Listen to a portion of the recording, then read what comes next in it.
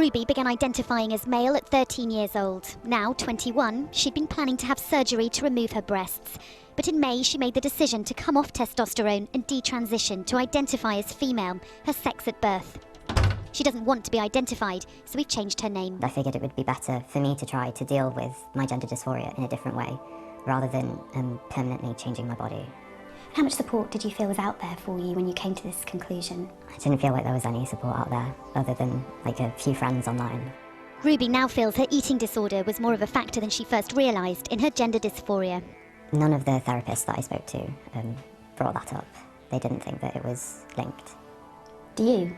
I think so, yes, because they're both kind of based in how I feel about my body, so I've seen similarities between the two.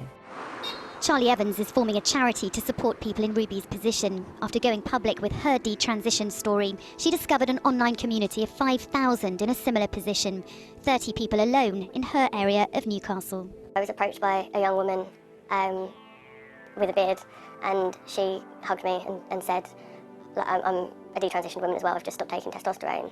And after that I felt like I had to do something. I'm hearing from hundreds of people, and I think some of the common characteristics are they tend to be around their mid-20s.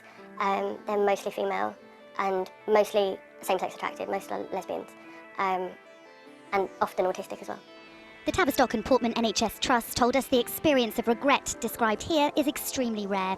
Their gender identity service for children in Leeds and London now has a record number of referrals. The clinics here and in London see 3,000% more patients than they did 10 years ago. Among girls, referrals are up more than 5,000%. There's no question this service is helping children who feel distressed in their own bodies. But the full impact of children making decisions about their gender at such young ages may not truly be clear until much later in their lives. At 21, it's had a positive outcome for Jamie and his mum. After testosterone and surgical treatment, he's far happier than the torment of his teenage years. It was kind of hell, like, it's just not something you'd want to go through if you were trans, like me. It's just, it's awful, like, everything that happens to you within that stage of puberty for a female, for a trans man, it's awful. There's currently no data for how many in the trans community detransition, and to talk about it can be viewed as transphobic.